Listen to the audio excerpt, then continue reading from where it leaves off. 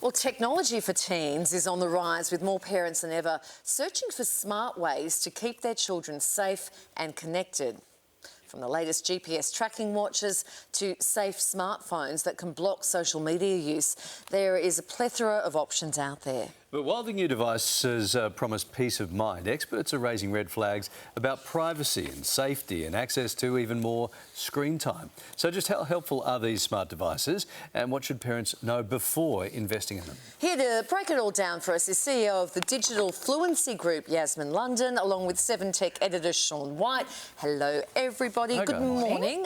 Yasmin, why are parents looking to buy smart tech wearables for their children? Yeah, look, I think it's probably finding a middle ground between handing over a mobile device and, having some sort of technology. And I think for parents as well, there's an element of wanting to know where their children are and how to contact them. So when it comes to wearable devices, we're hearing even from schools that parents are calling their kids and kids are answering in the middle of class. So I think it is a little bit about tracking where they are, peer pressure, and trying to not hand over a mobile phone early. What are some of the main issues you're seeing with some of these devices? Well, digital distraction, I guess, is really similar as it is with a mobile phone. So notifications will come through and kids can be distracted by that. That tech creep into their lives from an early age is something that we've got to monitor.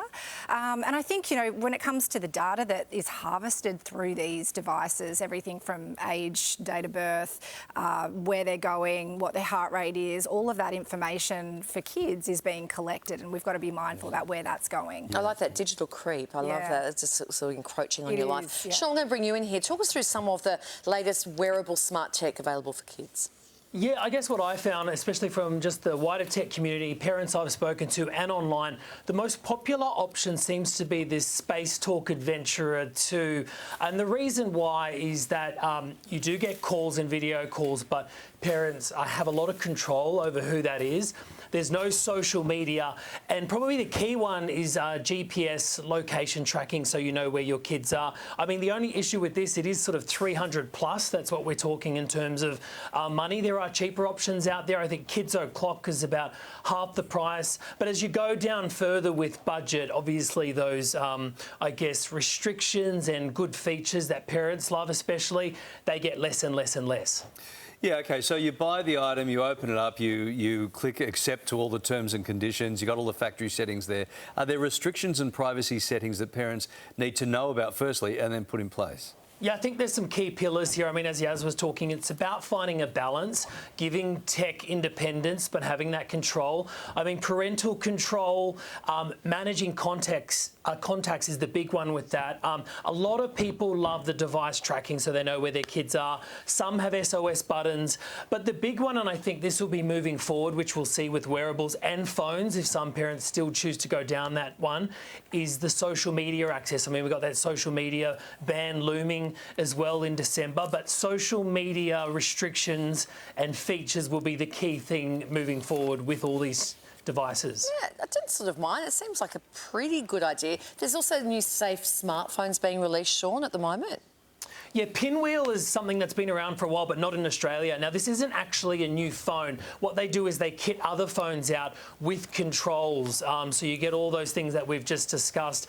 What I found interesting, though, is HMD, which is a brand that has something called Skyline. This is more for teens, and it is more of a digital detox. It doesn't have those controls, so it doesn't go all the way to that step. But this brand teamed up with a high school, I believe it's PLC, Pimble's Ladies College. I mean, that's the sort of times we're living in, where they've teamed up and had a collaborative approach to a phone that has controls and measures so that, teens in high school can get that tech independence, but also have those measures in place. Yeah, OK. Hey, Yasmin, before we let you go, what should parents consider before buying one of these devices for their child? Well, I think like any piece of technology, you've got to know the pros and the cons and really, I guess, reconcile with yourself the reason that you're purchasing it for them. Is it about our own parental anxiety and needing to know where our kids are? Is it going to be healthy for them?